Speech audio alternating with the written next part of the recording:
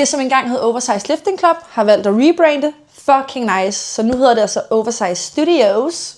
Grunden til det er altså fordi, at navnet det blev for småt til alle de ting, som de har opnået. Nice, gode drenge, og fedt, man er ambassadør. Det betyder også, at der udkommer en ny kollektion. Der skal selvfølgelig nyt navn på tøjet. Vil jeg give jer et lille sneak peek på i dag. Yay! Jeg skal i gang. Vi har nogle blå joggingbukser, en hvid long sleeve, og jeg elsker dem. Jeg synes simpelthen, det er så fucking nice. Hvis man lige vil fuldende looket, så skal I gøre det her. Ej, jeg elsker det, og I skal også. Er det ikke fedt? Næste styles er de her grå sweatpants.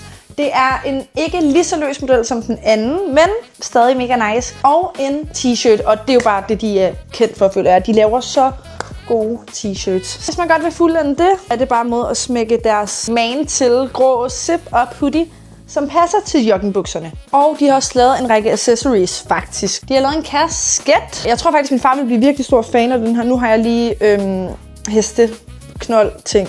Ser vi visionen? Det gør jeg. Altså, nice. Jeg har dem i mange farver. Jeg vil klart sige, at et af mine favoritter i det her, det var dem, jeg havde på før. De blå sweatpants her. Det her valgte jeg bare i blå, men det er der også i grå, det er der i sort, det er der i alt, og det er så fedt. Nummer 2 fedeste ting ved droppet, som jeg synes, det er altså deres de her long sleeves, som de har lavet, og jeg synes, de er så nice. Specielt, altså jeg føler at det her, det går så godt sammen, fordi jeg elsker blå, jeg elsker pink, og så yay! Prøv at se, altså jeg elsker den her grå farve, og så det sort skrift. Alt tøjet, der har jeg det altså en small, og det sidder bare altid, som det skal. Altså, der kan man sgu ikke brokke sig.